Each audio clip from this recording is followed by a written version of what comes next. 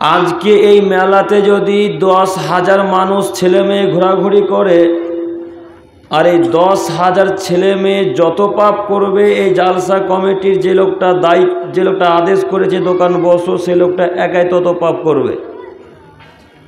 কথা বুঝাতে পারলাম না? ওই পুতুলের দোকানে, ওই ঝুড়ি জিলাপি দোকানে যদি এখন 1000 মানুষ পাপ করে, তো 1000 মানুষ যত পাপ করলো, যে লোকটা বসতে অনুমতি দিয়েছে দোকানকে, সে লোকটা একাই তত পাপ করলো। তাতে সে লোকটা জালসা কমিটির লোক হোক আর বাইরের সাধারণ লোক হোক। তবে আমি যতদূর জানি জালসা কমিটির লোক অনুমতি দেয়নি। যারা অনুমতি দিয়েছে তারা তাদের জায়গাতে বসার অনুমতি দিয়েছে, ওটা গায়ের ক্ষমতা দেখিয়েছে যে আমাদের জায়গাতে বসবে। জালসা কমিটির লোক কেন নিষেধ করবে? বেটা মরে দেখো ফেরানোর মতো কেমন তোমার বাটাম পিটা করে ফেরেশতাতে।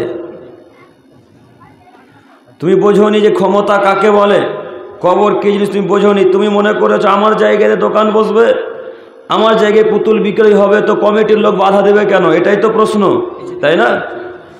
যখনই কমিটির ছেলেরা বাধা দিতে যায় তখনই আপনাদের বলে তোদের কেন গায়ে বাঁধে, আমাদের জায়গাতে বসেছে, তোদের কি হয়েছে বল। ওই সমস্ত লোককে বলছে আপনারা কথা শ্রবণ করেন, আপনাকে কথা বলতে এসেছি। ফেরাউন ক্ষমতা দেখে পৃথিবীর বুকে বেঁচে আছে? চলে গেছে কি না আছে? পৃথিবীতে চলে গেছে। কারণ আপনার থেকে অতীব শক্তিশালী ছিল, ইহকাল ছেড়ে পরকালে পাড়ি দিয়েছে। নমরুদ আপনার থেকে অতীব শক্তিশালী ছিল, ইহকাল ছেড়ে পরকালে পাড়ি দিয়েছে। আদ জাতি, সামুদ জাতি আপনার থেকে অতীব শক্তিশালী ছিল, তারা ইহকাল থেকে পরকালে পাড়ি দিয়েছে। আপনি কিসের ক্ষমতা দেখান? আল্লাহ কোরআন মাজিদের মধ্যে সূরা ফাজরের মধ্যে বলছেন লাম ইয়াখলুক মিসলুহা ফিল বিলাদ, আমি ফেরাউনের মতো বদ, আমি আদ সামুদ জাতির মতো বদ অত্যাচারী মানুষকে জিন্দেগিতে পৃথিবীর বুকে পাঠাবো না। এত বদ মানুষ, এত শক্তিশালী চওড়া চওড়া লম্বা লম্বা মানুষ পৃথিবীর বুকে আছে না পরকালে পাড়ি দিয়েছে? কথা বলেন। পরকালে পাড়ি দিয়েছে। আপনি কিসের ক্ষমতা দেখান? আপনি তো ফেরাউনের নখের যোগ্যতা রাখেন না। আপনি তো আদ জাতি সামুদ জাতির শক্তির একটা আঙুলের শক্তির যোগ্যতা রাখেন না। আল্লাহ বলছে, আল্লাহ রাসূল সাল্লাল্লাহু আলাইহি সাল্লামের তাফসীর গ্রন্থকেরা তাফসীর করেছেন যে আদ জাতি সামুদ জাতি পাহাড়ে যদি এইভাবে একটা গুতা মারতেন, ঘুষি মারতেন, তো পাহাড় চূর্ণ বিচূর্ণ হয়ে যেত। তার নাম আদ জাতি। এত শক্তিশালী জাতি পরকাল ইহকাল ছেড়ে পরকালে পাড়ি দিয়েছে। আপনি কেন ক্ষমতা দেখাচ্ছেন? নিজের জায়গায় দোকান বসালেন বেটা। কবর কাকে বলে আপনি বুঝেননি। ওই নিজের জায়গাতে যদি 1000 কন্যা গিয়ে থাকে, 1000 মানুষ যত পাপ করলো, ওই জায়গাওয়ালা একাই তত পাপ করলো। ওই জায়গাতে যদি এখন 10টা মানুষ পুতুল ক্রয় করে থাকে, 10টা পুতুল বাড়িতে যদি 1 মাস পর্যন্ত থাকে, 10টা পুতুল যদি বাড়িতে 1 বছর পর্যন্ত থাকে, 1 বছর থাকলে শিরকের পাপ হবে, 1 মাস থাকলেও শিরকের পাপ হবে, 1 দিন থাকলেও শিরকের পাপ হবে, 1 সেকেন্ড থাকলেও পুতুল যদি বাড়িতে থাকে শিরকের পাপ হবে। ওই লোকটা বাড়িতে রেখে যত পাপ করলো, যে লোকটা জায়গাতে বসে বিক্রয় হয়েছে ওই লোকটা একাই তত পাপ করলো। কথা বুঝতে পারেননি? কাকে ক্ষমতা দেখাচ্ছেন? আল্লাহ তাআলা কিয়ামতের মাঠে সেদিন বলবেন আইনাল জাব্বার আইনাল মুতাকাব্বির, কোথায় স্বৈরাচারী বাদশারা, কোথায় বদ মানুষেরা যারা পৃথিবীর বুকে ক্ষমতা দেখিয়েছিল, যারা পৃথিবীর বুকে ক্ষমতা দেখিয়ে মানুষের উপর অত্যাচার করেছিল, যারা পৃথিবীর বুকে ক্ষমতা দেখিয়ে একে অপরকে 2 থাপ্পড় মেরে অন্যের জমি জায়গা দখল করে নিয়েছিল, তারা আজকে কোথায়? আমি মালিক, আমি পৃথিবীর মালিক, আমি সারা জাহানের মালিক, জান্নাত জাহান্নাম আমার, কবর আমার, ইহকাল পরকাল আমার। এইভাবে আল্লাহ তাআলা গর্জন দিয়ে বলবেন লিমানিল মুলকুল ইয়াউম, হে পৃথিবীর মানুষ বলো আজ রাজত্ব কার, বলো আজ পৃথিবী কার, বলো আজ ক্ষমতা কার। যত বড় বড় বদ বাদশা, যত বড় বড় প্রধানমন্ত্রী, যত বড় মুখ্যমন্ত্রী হোক না কেন, সবাই সেদিন এক বাক্যে আল্লাহকে বলেন আল্লাহ এই রাজত্ব আপনার, ক্ষমতা আপনার, আপনারই বাদশাহী, আপনারই মুলক, আপনি যা খুশি করতে পারেন, আপনি রাজা ধীরাজ, আপনি একচ্ছত্র মালিকার অধিকারী, আপনি আল্লাহ সুবহানাহু ওয়া তাআলা। এই আল্লাহ তাআলা সেদিন এই অত্যাচারী মানুষকে ডেকে বলবেন, ও আব্দুর রহমান, তোমার বাড়ির সামনে পুতুল বিক্রয় হয়েছিল, তুমি একবার ঠেকাওনি কেন? সেদিন কি উত্তর দিবেন? সেদিন আপনি বলবেন আল্লাহকে, আল্লাহ, পুতুল বিক্রয় করতে হয় না এটা আমি জানতাম না, পুতুল বিক্রয় করতে হয় না এটা আমি জানতাম না। তখন আল্লাহ তাআলা আপনাকে এক পর্যায়ে বলবেন, কাযাবতা, তুমি মিথ্যা কথা বলছো। জানতে না মানে তোমাদের ইমাম সাহেব প্রায় দিন বলেছে পুতুল রাখা শিরক, পুতুলকে সম্মান করা শিরক, পুতুলকে সম্মান করা শিরক, বাড়িতে রাখাও শিরক। আব্দুল করিম রাহুল ইসলাম সেই দিন জালসাতে এসে বলেছিল, যারা পুতুল ক্রয় বিক্রয় করে, যারা পুতুল রাখে বাড়িতে, তারাও সমান পাপী, যার জায়গাতে বিক্রি হলো সেও সমান পাপী, যে লোকটা বিক্রয় করলো সেও সমান পাপী। এই বক্তব্য আব্দুল করিম রাখেনি। তখন আপনারা সবাই বলবেন, জি জি জি হ্যাঁ আল্লাহ, আব্দুল করিম ভাই রেখেছিল। মাননি কেন? আল্লাহ, আমরা তার কথাকে মিথ্যা মনে করেছিলাম, এই জন্যে তার কথাকে আমরা ছুঁড়ে ফেলে দিয়েছিলাম।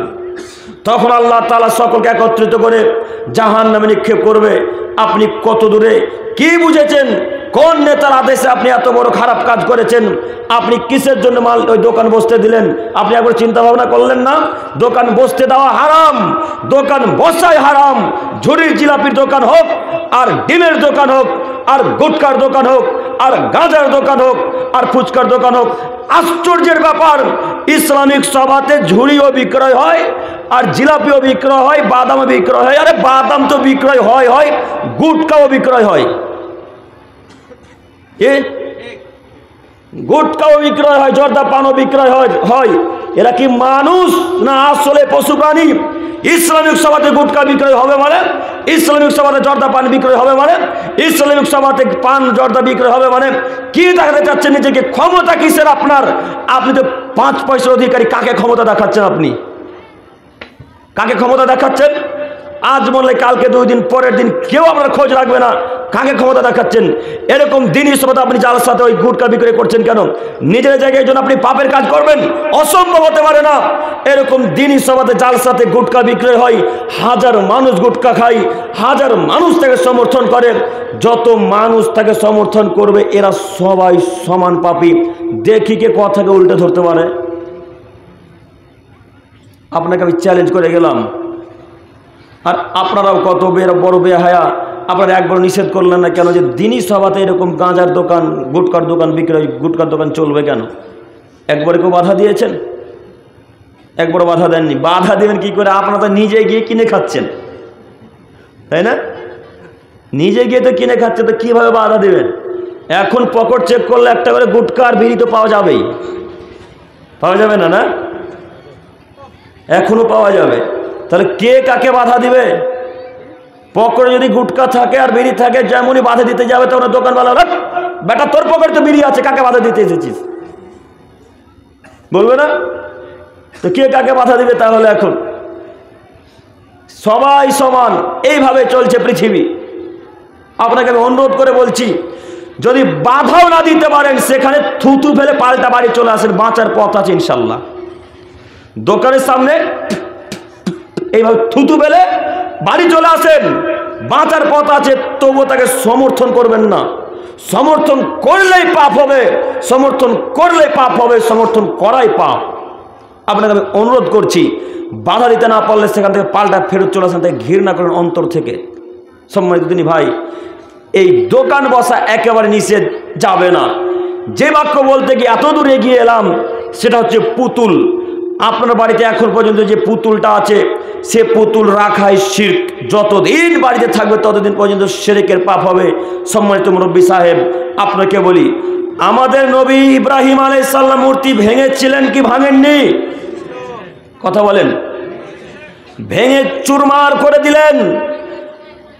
ইব্রাহিম আলাইহিস সালাম সব মূর্তিকে ভেঙে দিলেন, বড় মূর্তিটাকে রেখে দিলেন। বড় মূর্তিটাকে রেখে দিলেন এই জন্যে যে তাকে সে যেন জিজ্ঞাসা করতে পারে।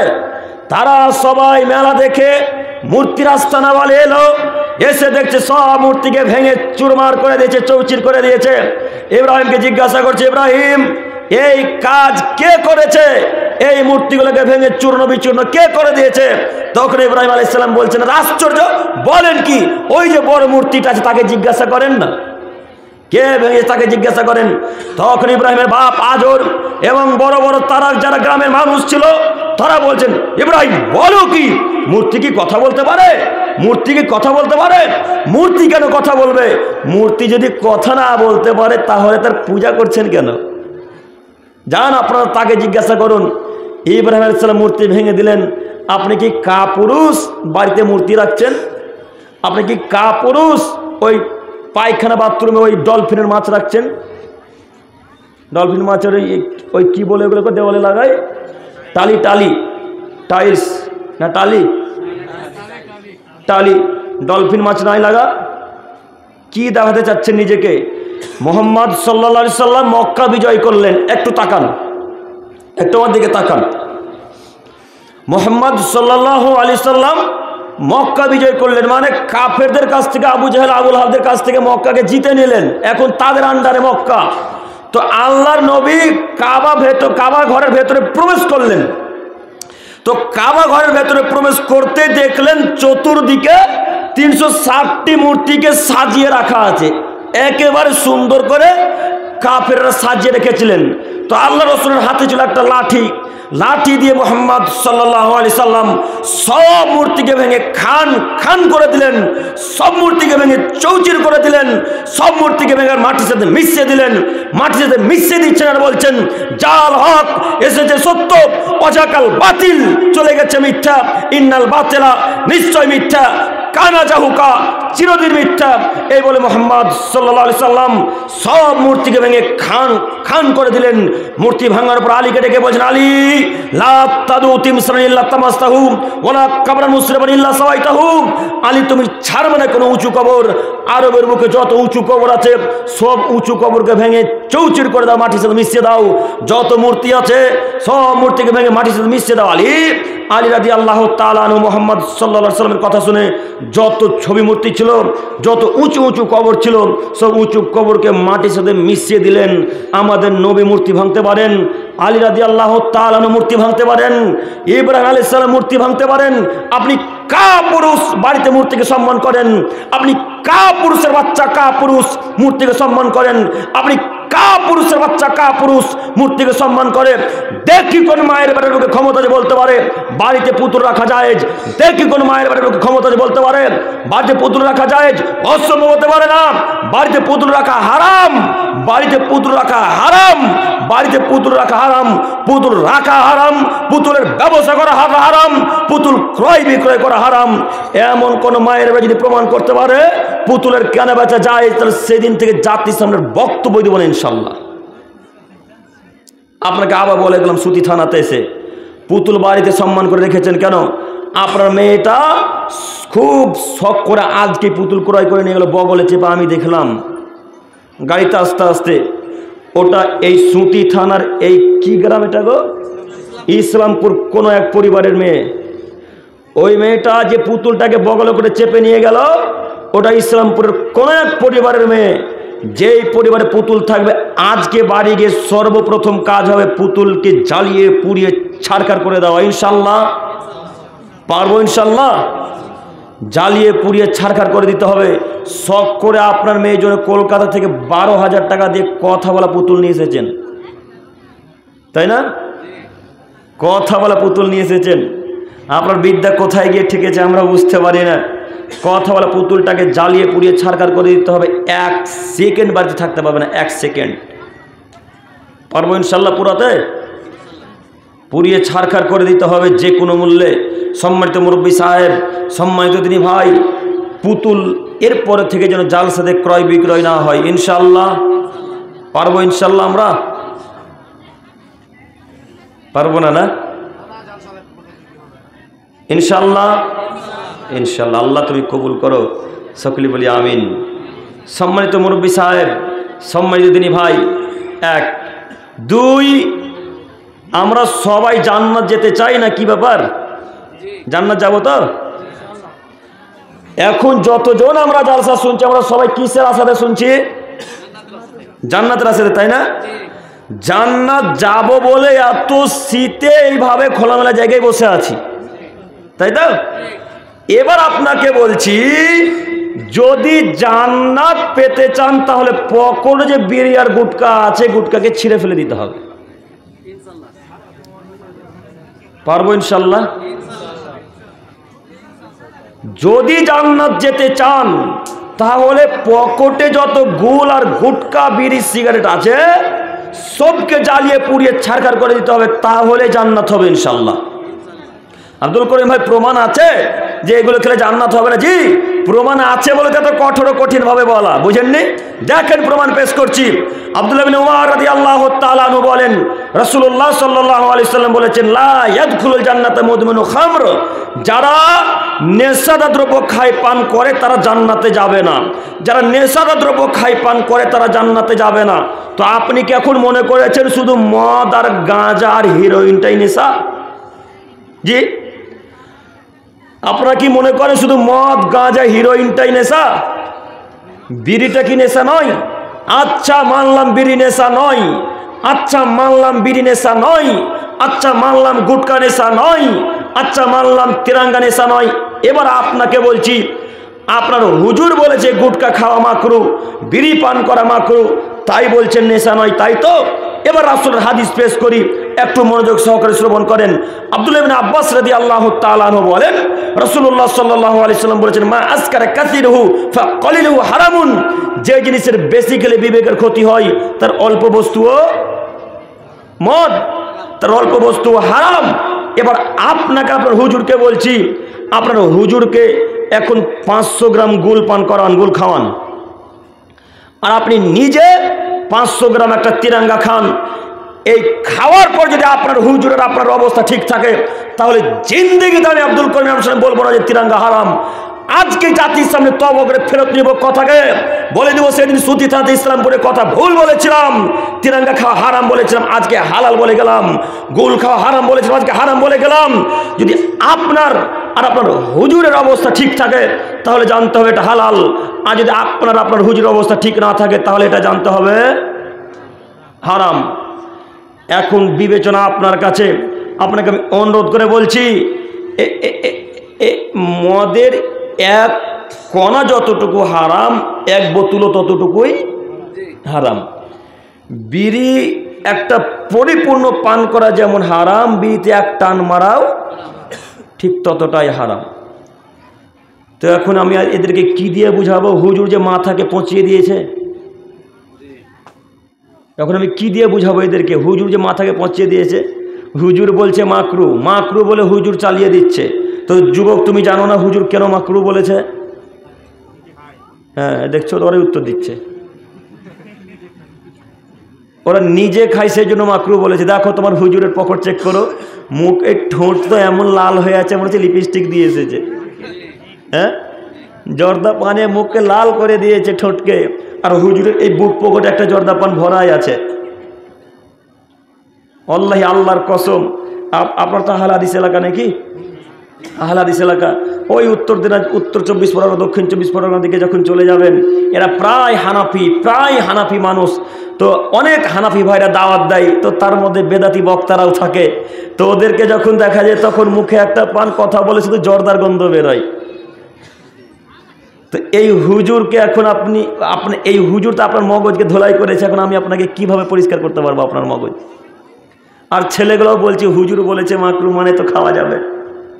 যুবক, তুমি শোনো, হুজুরের কথা তুমি মেনো না। দেখো, তোমাকে দেখাচ্ছি একটা হাদিস, লম্বা হাদিসের একটা বাক্য শুধু তোমাকে দেখাই। আল্লাহ নবী বলছেন কিয়ামতের পূর্বে এমন কিছু হুজুর বের হবে, একটু আমার দিকে তাকান। আপনারা আমার কথা বুঝতে পারছেন? ও মুরব্বী সাহেবেরা, আপনাদেরকে বলছি, বুঝতে পারছেন? আমার দিকে তাকান। আল্লাহ নবী সাল্লাল্লাহু আলাইহি সাল্লাম বলছেন কিয়ামতের পূর্বে এমন কিছু হুজুর বের হবে, কিয়ামতের পূর্বে এমন কিছু আলেম বের হবে যারা জাহান্নামের গেটে দাঁড়িয়ে থাকবে। জাহান্নামের গেটে দাঁড়িয়ে থাকবে। জাহান্নামের গেটে দাঁড়িয়ে থেকে আলেম মানুষ সমস্ত শ্রোতাদেরকে ডাকবে, সমস্ত মানুষকে ডাকবে, আর সব মানুষ ওই আলেমের ডাকে সাড়া দিবে। যত মানুষ ওই আলেমের ডাকে সাড়া দিবে এরা সবাই যাবে জাহান্নামে, এরা সবাই যাবে জাহান্নামে। এ কথা আল্লাহ নবী সাল্লাল্লাহু আলাইহি সাল্লাম বলেন। এবার আমি আপনাকে বাস্তব উদাহরণ দেখাচ্ছি, একেবারে জলজ্যান্ত উদাহরণ, বেঁচে আছে মানুষ, আপনাকে দেখাচ্ছি। দেখুন, যে যত বড় বিভ্রান্ত হুজুর, তার আলোচনায় তত বড় লোক, তত বেশি মানুষ। একটু আমার দিকে তাকান। যে যত বড় বিভ্রান্তকর হুজুর, তার আলোচনা সভাতে তত বেশি মানুষ। তার একটা আপনাকে প্রমাণ দেখাচ্ছি। আপনার হুজুর বলছে যে আমার সাথে মুসাফা করো, তাহলে তোমাদের ছোট ছোট গুনাহগুলো আল্লাহ ক্ষমা করে দিবে। কথা বুঝেননি?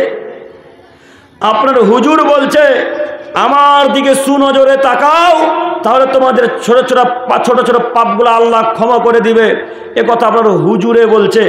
আচ্ছা, আপনার হুজুরকে বলেন তো, একটা নুসখা প্রমাণ করতে বলেন, একটা রেওয়ায়ত প্রমাণ করতে বলেন, একটা হাদিসের বাক্য প্রমাণ করতে বলেন, পরিপূর্ণ বাক্য নয়। আচ্ছা, একটা জয়ীফ হাদিস প্রমাণ করতে বলেন যে আল্লাহর নবী কোনোদিন বলেছেন সাহাবায়ে কেরামদেরকে, হে সাহাবায়ে কেরামগণ, আমার মুখের দিকে তাকালে তোমাদের পাপ ঝরে যাবে, আমার মুখের দিকে তাকালে তোমাদের পাপ ঝরে যাবে, আমার সাথে মুসাফা করলে তোমাদের ছোট ছোট পাপগুলো, আমার সাথে সাক্ষাৎ করলে তোমাদের ছোট ছোট পাপগুলো পরিষ্কার হয়ে যাবে। এরকম একটা নুসখা আপনার হুজুর দেখাতে পারবে? একটা আয়াত, একটা দলিল দেখাতে পারবে? আপনার হুজুর কি তাহলে রাসূল সাল্লাল্লাহু আলাইহি সাল্লামের চাইতেও বড়? নাউজুবিল্লাহি মিন জালিক। আপনার হুজুর কি মুহাম্মদ সাল্লাল্লাহু আলাইহি সাল্লামের চাইতেও বড় মানুষ? তাহলে মুহাম্মদ সাল্লাল্লাহু আলাইহি সাল্লামের দিকে তাকালে যদি গুনাহ না ঝরে, আপনার হুজুরের দিকে সুনজরে তাকালে কিভাবে গুনাহ ঝরতে পারে? সম্মানিত মুরব্বী সাহেব, এইরকম আলেমের কথা আল্লাহ তাআলা বলছেন, আল্লাহ নবী বলছেন, কিয়ামতের পূর্বে এক শ্রেণীর আলেম বের হবে, যারা জাহান্নামের গেটে দাঁড়িয়ে থাকবে, জাহান্নামের গেটে দাঁড়িয়ে সমস্ত মানুষকে ডাকবে, আর সব মানুষ ওই লোকটা ডাকে সাড়া দেবে। তার জলজান্ত প্রমাণ আপনাদের বড় পীর। দেখতে পান না বড় পীর? আমি কোনোদিন কোনো মানুষের নাম ধরে বক্তব্য রাখিনি, আজকেও নাম ধরে বক্তব্য রাখবো ইনশাল্লাহ। তবে আপনারা শিক্ষিত মানুষ, বোঝার একটু চেষ্টা করেন। দেখেন, আপনার হুজুর শুধু এক ডাক দিচ্ছে, এই জনগণ, আমাদের এই মিছিলে যাওয়া লাগবে। হাজার হাজার শ্রোতা সেই মিছিলে গিয়ে উপস্থিত। কথা বুঝতে পারেন না? হাজার হাজার শ্রোতা মিছিলে গিয়ে উপস্থিত। আরে আশ্চর্যের বিষয়, পাথর চাপড়ি, পাথর চাপড়ি নাম শুনেছেন কি? পাথর চাপড়ি মানুষের কত বড় আকীদা, কত খারাপ আকীদা। তিনজন মহিলা পাথর চাপড়ি যাচ্ছেন, তো ওদেরকে জিজ্ঞাসা করছে যে পাথর চাপড়ি কেন যাবেন? তো বলছে পাথর চাপড়ি যাচ্ছে এই কারণে, আমাদের তো টাকা নাই, টাকা থাকলে আরবে হজ করতে যেতাম, তাই আমরা পাথর চাপড়ি হজ করতে যাচ্ছি। নাউজুবিল্লাহি মিন জালিক। এখন এদেরকে কি দিয়ে বুঝাবেন? ওর ধারণা পাথর চাপড়ি গেলে একবার হজের মতো নেকি হয়। বেটা, পাথর চাপড়ি গেলে হজের মতো নেকি হয় না, পাথর চাপড়ি গেলে জাহান্নামে যাওয়ার মতো পাপ হয়। বুঝেননি? পাথর চাপড়ি গেলেই শিরক হবে, পাথর চাপড়ি যাওয়াই শিরক, পাথর চাপড়ি যাওয়াই শিরক। যত মানুষ পাথর চাপড়িকে মানে, যত মানুষ পাথর চাপড়িকে সম্মান করে, যত মানুষ পাথর চাপড়িকে শ্রদ্ধা করে, এরা সবাই মুশরিক, এরা সবাই পাপী, এরা সবাই মুশরিক, এরা সবাই পাপী, এরা সবাই মুশরিক। মুশরিক কখনো জান্নাতে যাবে না, মুশরিক কখনো জান্নাতে যাবে না। আল্লাহর জায়গাতে যদি কোনো মানুষকে বসিয়ে দেওয়া হয়, আল্লাহর জায়গাতে কোনো মানুষকে যদি বসিয়ে দেওয়া হয়, তাহলে সে মুশরিক, সে মুশরিক, সে লোকটা জান্নাতে যাবে না। সম্মানিত মা বোন, যত মা বোনেরা এবং আমার যুবক ভাইয়েরা যারা পাথর চাপড়ির মালা পরে থাকেন গলাতে, পাথর চাপড়ির মালা দেখেছেন কি? দেখেছেন আপনারা? পাথর চাপড়ির মালা দেখেননি না? আপনাকে পাথর চাপড়ির মালাটা তাহলে কি দিয়ে বুঝাবো এখন? কেউ দেখেনি পাথর চাপড়ির মালা? দেখেছেন? এই ভাইটা দেখেছে। একটা হলুদ বা লাল টাইপের মালা, তাই না? এইভাবে ঝুলিয়ে রাখবে এই পর্যন্ত। ওকে জিজ্ঞাসা করেন কেন মালাটা বেঁধেছ, ও বলবে আমার অসুখ এখান থেকে মুক্তি হবে। নাউজুবিল্লাহি মিন জালিক। অসুখ মুক্তি করার মালিক কে? আল্লাহ। তাহলে আপনার হুজুরার ওই ছেলেটা যে গলায় মালা বেঁধেছে, তাহলে এখন আল্লাহর জায়গাতে মালাকে বসিয়ে দেওয়া হলো না? বলেন আপনার ছেলের এখন কি হবে? বলেন আপনার ছেলের এখন কি হবে? আপনার ছেলেকে আমি বলতে চাইছি, এই পাথর চাপড়ির মালা এখানে রাখার যোগ্য না, ও পায়খানাতে রাখার যোগ্য। ওকে পায়খানাতে রেখে দিতে হবে। পাথর চাপড়ির মালা গলাতে থাকবে কেন? পাথর চাপড়ির মালা হাতে থাকবে কেন, গলাতে থাকবে কেন? লোকমান হাকিমের নাম শুনেছেন কি?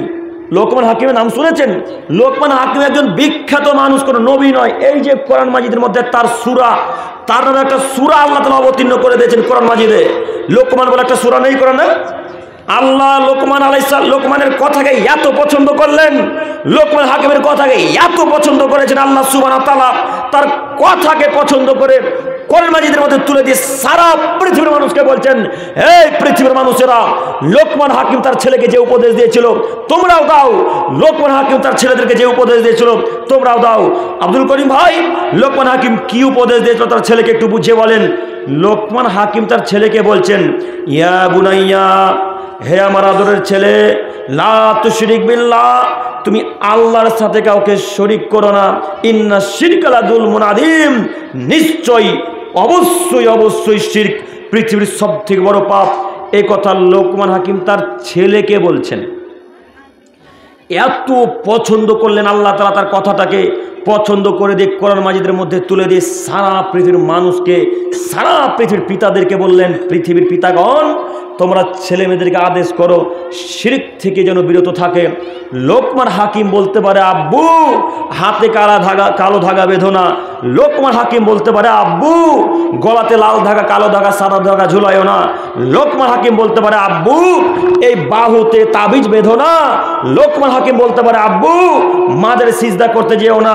লোকমান হাকিম বলতে পারে, আব্বু পায়ে কালো ধাগা বেঁধো না। আশ্চর্যের ব্যাপার, কালো ধাগা তো পুরুষরা বাঁধছিল, মহিলারাও বাঁধে। জি, মহিলারা বাঁধে না? ফ্যাশন, এটা নাকি একটা ফ্যাশন। লোকমান হাকিম বলছে, আব্বু তুমি হাতে কালো ধাগা বেঁধো না। আপনি কেন বলতে পারলেন না? লোকমান হাকিম একজন মানুষ, আপনি একজন সাধারণ মানুষ। লোকমান হাকিম একজন মানুষ, আপনি একজন সাধারণ মানুষ। লোকমান হাকিমের মতো কথা বলতে হবে। বেটা হাতে কালো ধাগা আছে, দাঁত ভেঙে দেবো একেবারে। খোল কালো ধাগা, আগে খোল, তারপরে কোনো কথা। হাতে তাবিজ আছে বেটা, তাবিজকে ছিঁড়ে ফেলে দাও, তারপরে কোনো কথা। কই বলতে পারলেন না? আমাদের পরিবারে কালো ধাগা তাবিজ একদিন থাকা তো বহুদূরের কথা, এক সেকেন্ড থাকতে পারে না। আপনাদের পরিবারে বছর বছর থেকে যায়, কেউ বাধা দিতে পারে না।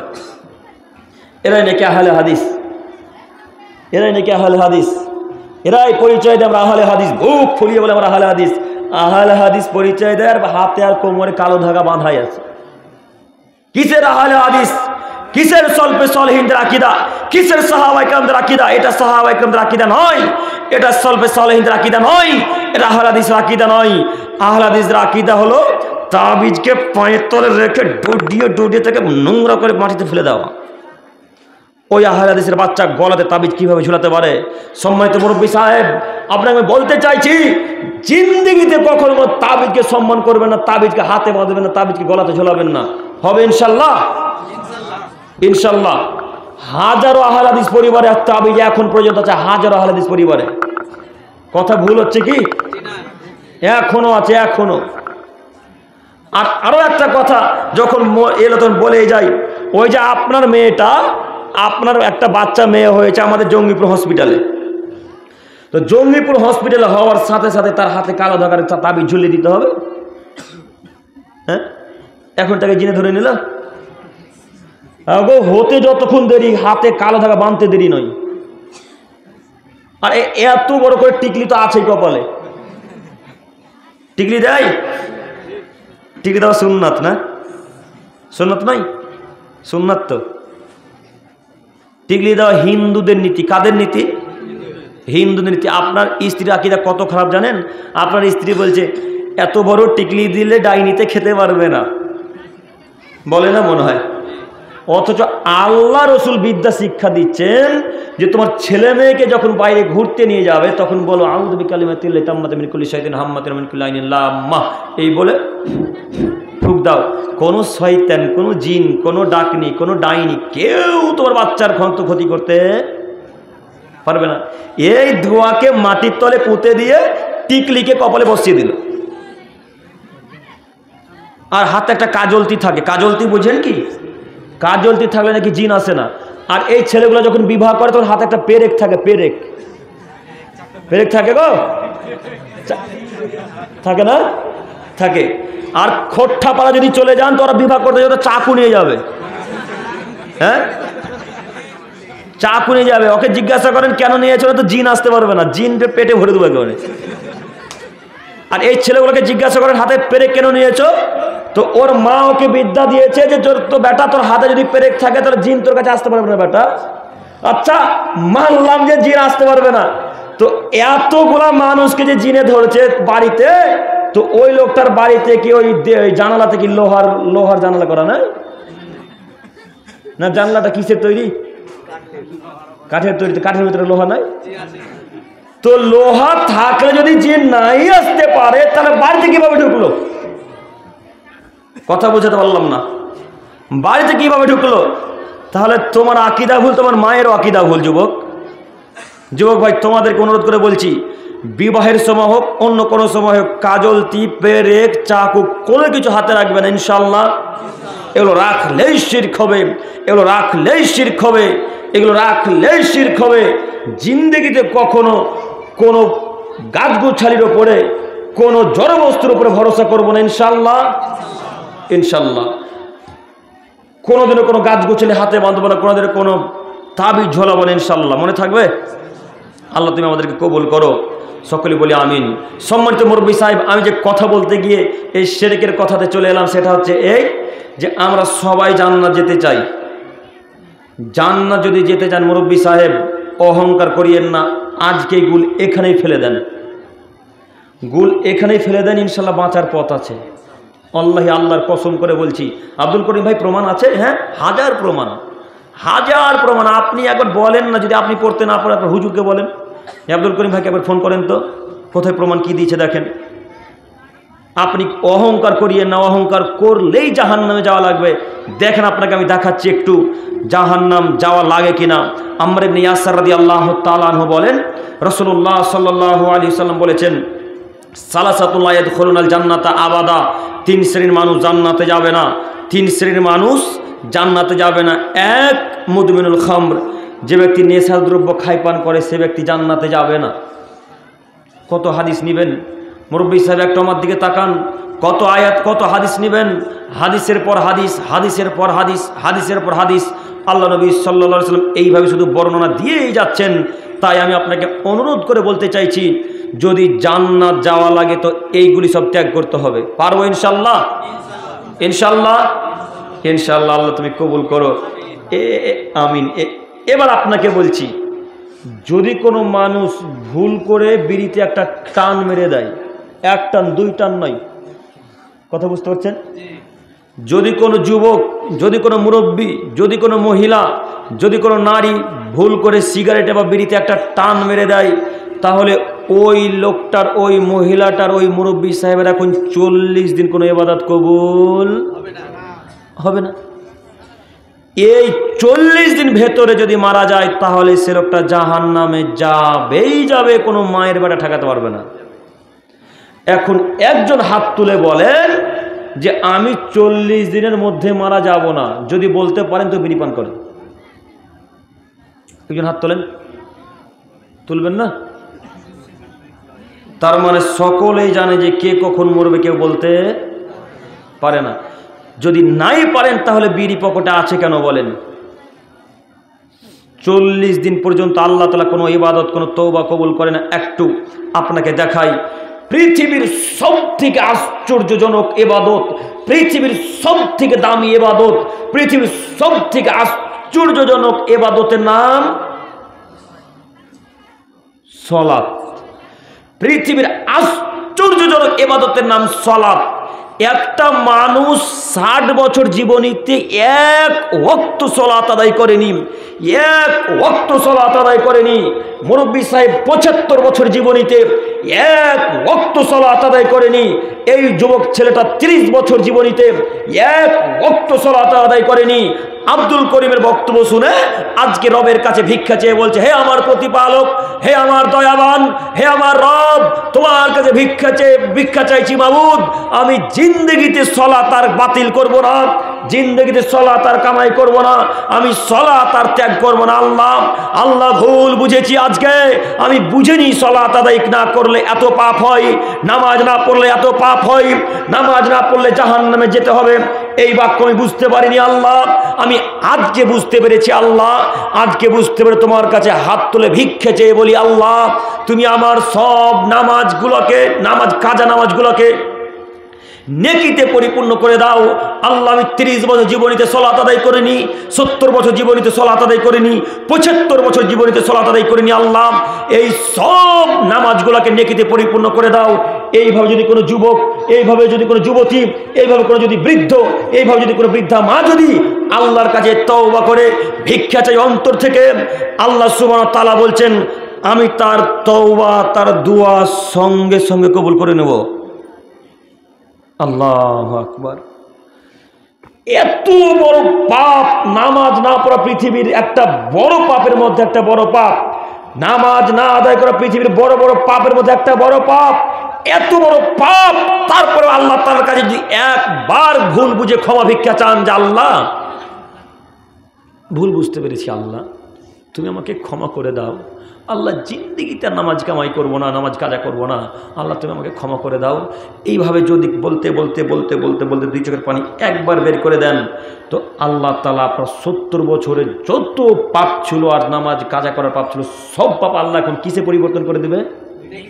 নেকিতে। অথচ পাপ কত বড় বলেন তো, কথা বলেন একটু, পাপ কত বড়? অনেক বড় পাপ।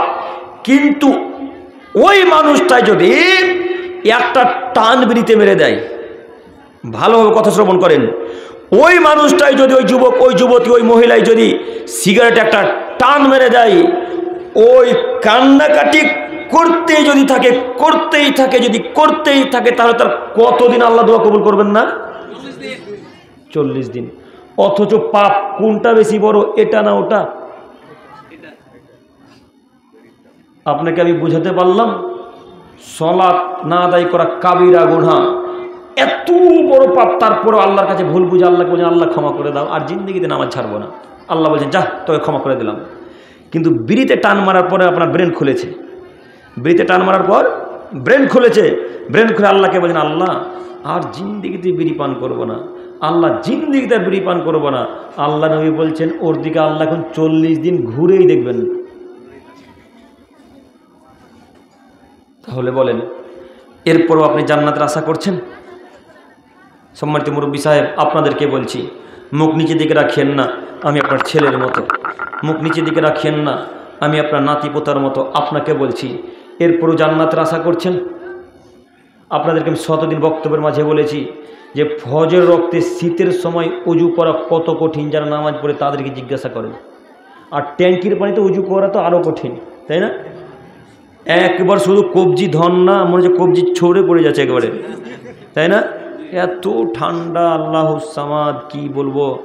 তো এত কষ্ট করে ফজর রক্তে সালাত আদায় করছেন, সালাত আদায় করতে যখন আসছেন তখন এই বাম হাতে গোল নিয়েছেন, আর মাজতে মাজতে মাজতে মাজতে মাজতে মাজতে করে মসজিদের ভেতরে ঢুকে যেখানে উজু করার জায়গা, ওই জায়গাতে রেখে উজু করে ভেতরে ঢুকে গেলেন। এখন বলেন তো দেখি আপনার এই সালাত কবুল হয়েছে কি হয়নি? হয়নি। এই সালাত কবুল হবে না, আল্লাহর নবী বলছেন হবে না, অতএব হবে না। আমি বলতে যাব না, আপনাকে আমি 100 দিন বলেছি বক্তব্যের মাঝে যে একটা বাক্য বলে আমি আব্দুল করিম ইসলাম জাহান্নাম কিনতে সুতি থানাতে আসিনি। একটা বাক্য নিজের পক্ষ থেকে বলবো না ইনশাল্লাহ, একটা বাক্য। যতক্ষণ বক্তব্য রাখবো শুধু আল্লাহ বলেছেন, আল্লাহ রসুল বলেছেন, আল্লাহ বলেছেন, আল্লাহ রসুল বলেছেন, আল্লাহ বলেছেন, আল্লাহ রসুল বলেছেন, এইগুলো শুনতে পাবেন ইনশাল্লাহ। বড় হুজুর কি বলেছেন, ওই কিতাবে কি আছেন, এইগুলো আমরা বলতে আসি না। তো আপনাকে আমি অনুরোধ করে বলছি যে আপনি যে কোনো মূল্যে এটাকে ছাড়তে হবে আপনাকে, যে কোনো মূল্যে। পারবো ছাড়তে ইনশাল্লাহ? ইনশাল্লাহ ছেড়ে দেন আমার প্রিয় দিনী ভাই, আমার মুরব্বী সাহেবগণেরা আপনাদেরকে আমি অনুরোধ করে বলছি, ছেড়ে দেন। যদি না ছাড়েন তো সলাৎ সব বৃথাই, সলাৎ কোনো কাজে আসবে না। আল্লাহ আমাদেরকে বোঝার তৌফিক দান করুক, সকলে বলি আমিন। সম্মানিত মুরব্বী সাহেব, আমি যে আয়াত পেশ করেছিলাম সে আয়াত হচ্ছে মা আসাবা মিন অসবির ওমা সবরুক ইল্লা বিল্লাহ, মুহাম্মদ সাল্লাল্লাহু আলাইহি ওয়াসাল্লাম। আপনি ধৈর্য ধারণ করুন আল্লাহর উপরে, ওমা সবরুক ইল্লা বিল্লাহ, আপনার ধৈর্য আল্লাহ ছাড়া যেন কারোর জন্য না হয়। একটু তাকান, বিরক্ত বোধ করছেন? একটু আমার দিকে তাকান, রাত্রি অনেক হয়েছে না? একটু আমার দিকে তাকান। আল্লাহ তাআলা বলছেন অসবির, মুহাম্মদ সাল্লাল্লাহু আলাইহি ওয়াসাল্লাম, ওমা সবরুক ইল্লা বিল্লাহ, আপনি ধৈর্য ধারণ করেন একমাত্র আমার জন্য। আপনার সবর যেন আল্লাহ ছাড়ার কারোর উদ্দেশ্যে না হয়। ওয়ালা তাকু ফি দাইক ওয়ালা তাহজান, এবং আপনি চিন্তা করবেন না। ওয়ালা তাকু ফি দাইক মিম্মা ইয়ামকুরুন, এবং আপনি আপনার শত্রুদের কারণে, চক্রান্তের কারণে আপনি মন খারাপ করে বসে থাকবেন না। কেন? ইন্নাল্লাহা মাআল্লাযিনা তাকাওয়াল্লাযিনা হুম মুহসিনুন, মুহাম্মদ আপনি শুনুন, নিশ্চয় আমি আল্লাহ তাদের সাথে থাকি, নিশ্চয়ই আমি আল্লাহ তাআলা তাদের সাথে থাকি যারা সৎ মানুষ এবং যারা সৎ কর্ম করে, আমি আল্লাহ তার সাথে থাকি। মুহাম্মদ তুমি কেন চিন্তা করছো? তুমি তো সৎ মানুষ, তুমি তো সৎ কর্ম করো, তুমি তো সৎ মানুষ, তুমি তো সৎ কর্ম করো। মুহাম্মদ তুমি কেন চিন্তা করছো? সম্মানিত মুরব্বী সাহেব, এই আয়াতকে পেশ করার মানে একটা অর্থ, সেটা হচ্ছে এই যে আপনার শত্রু হাজার হাজার হবে। যখন বিড়ির কথা বলবেন তখন যত মানুষ বিড়ি খায় সবাই আপনার প্রথমত শত্রু হবে। যদি আপনার আব্বা বিড়ি খায়, আপনার আব্বা আগে শত্রু হবে, আগে আপনার আব্বা শত্রু হবে, তারপরে আপনার দাদু শত্রু হবে, আপনার দাদুও বিড়ি পান করে। এরা সবাই শত্রুতা হয়ে যাবে, শত্রুতা দেখাবে, আপনাকে জোর গলায় কথা বলবে, আপনার সাথে খারাপ ভাষাতে কথা বলবে। তো এই বাক্য, এই আয়াত পেশ করলাম এই জন্যে, আল্লাহ মুহাম্মদ সাল্লাল্লাহু আলাইহি ওয়াসাল্লামকে বলছেন, মুহাম্মদ তুমি যখন আরবের মানুষদেরকে দাওয়াত দিবে, তুমি যখন মদিনা সিরিয়ার মানুষকে দাওয়াত দিবে, তখন হাজারো মানুষ তোমাকে অকথ্য ভাষায় গালিগুলোজ করবে, হাজার মানুষ তোমাকে বলবে পাগল, হাজার মানুষ তোমাকে বলবে মাজনুন, হাজার মানুষ তোমাকে বলবে কি বলতে চলে এসেছে আরব থেকে এইখানে, এইভাবে তোমাকে অপমান করবে, কেউ তোমাকে লাঠি চার্জ করবে, কেউ তোমাকে ঢেল ছুঁড়ে পাথর ছুঁড়ে মারবে। মুহাম্মদ এমন তো অবস্থায় তুমি ধৈর্য ধারণ করবে। সম্মানিত যুবক ভাই, আপনাদেরকে বলছি, আপনি যখন দাওয়াতি কাজকর্ম করবেন তখন সর্বপ্রথম যে বিপদটা আসবে সেটা হচ্ছে এই, আপনাকে প্রথমে বলবে কত নামাজি হয়ে গেছে। এই কথাটা সর্বপ্রথম আপনার উপরে আসবে, তখন আপনাকে ধৈর্য ধারণ করা লাগবে। আর যখন এই কথাটা বলবে তখন অন্তর ফেটে একবার এপার ওপর হয়ে যায়, তাই না? এর পরেও আল্লাহ বলছেন এই খারাপ কথা সহ্য করেও আপনাকে আমাকে চুপ করে থাকতে হবে। কার উপরে ভরসা করে? আল্লাহর উপরে। আল্লাহকে বলবো এখন, আল্লাহ দাওয়াত তো দিতে গেলাম, আল্লাহ এইভাবে অকথ্য ভাষায় গালিগুলোজ করলো, আল্লাহ তুমি তাদেরকে হেদায়েত দান করো। এইভাবে আমাদেরকে বলা লাগবে। এখন যদি বিড়ির দাওয়াত দিতে গিয়ে আপনাকেও গালি দিয়ে, আপনি যদি গালি দিয়ে বসেন, ওই লোকটার কোনোদিন হেদায়েত পাবে? কোনোদিন হেদায়েত পাবে না। আল্লাহ রাসূলের এই ছিল হেদায়েতের নীতি, তার ছিল দাওয়াতের পদ্ধতি। তাকে যিনি মারতেন তার কাছেই আবার যেতেন।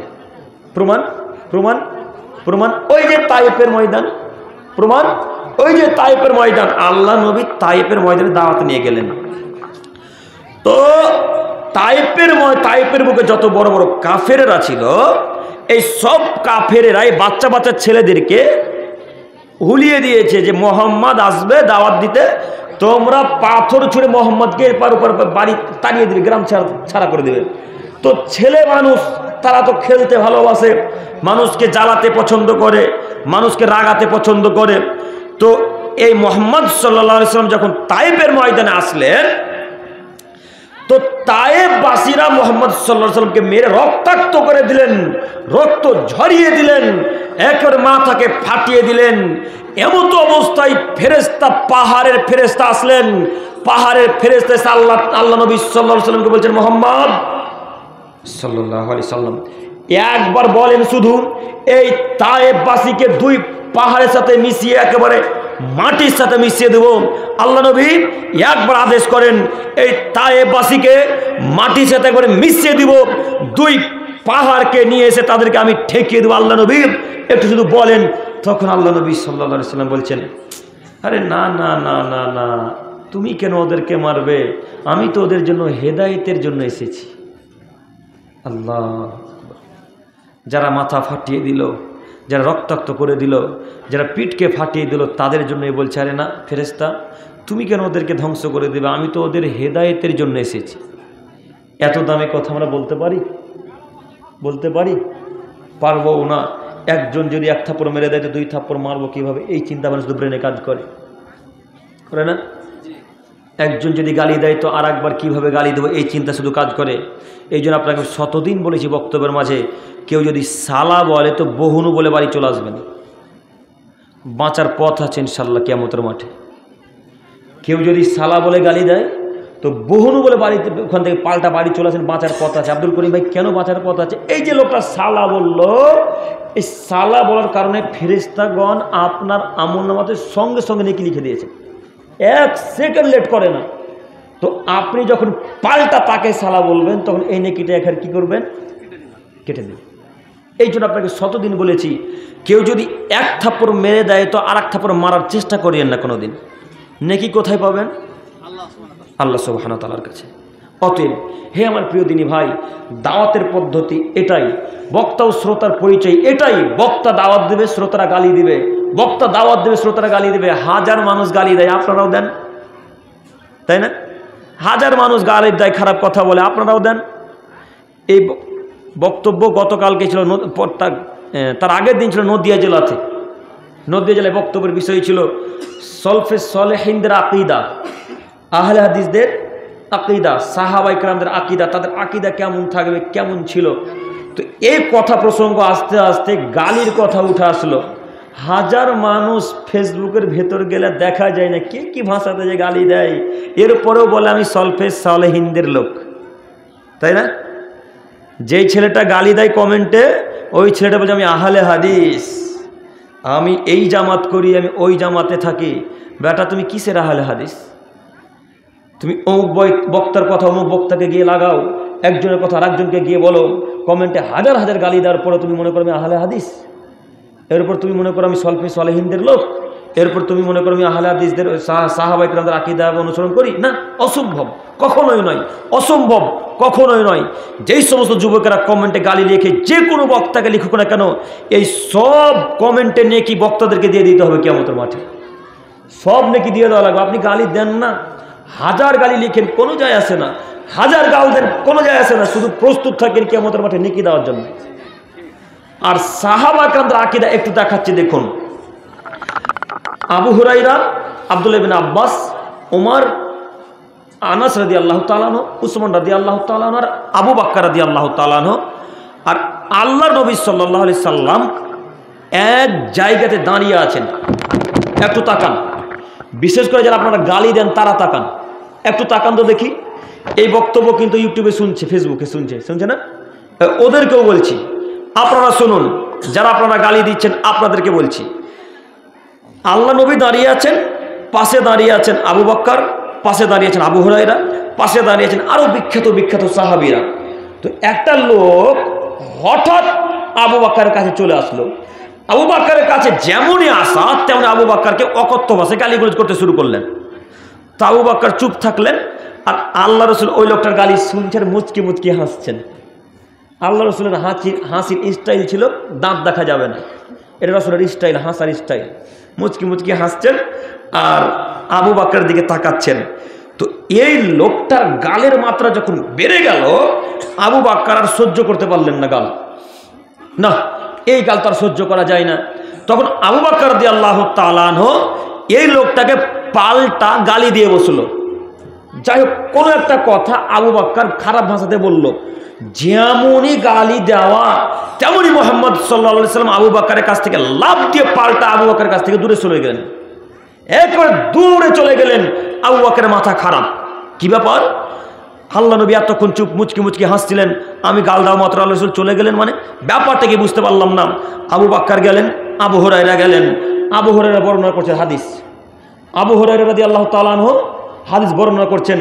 তো আবু বকর আল্লাহ রসুলের কাছে গেলেন, আল্লাহ রসুলের কাছে গিয়ে আল্লাহ রসুলকে বলছেন, ইয়া রাসূলুল্লাহ, হে আল্লাহ রসুল, ওই লোকটা যখন গালি দিচ্ছিল তখন তো আপনি মুচকি মুচকি হাসছিলেন, আমি যেমনই গালি দিলাম তেমনি আপনি পাল্টা আমার কাছ থেকে পাল্টা ফেরত চলে এলেন, মানে ব্যাপারটা কি বুঝতে পারলাম না।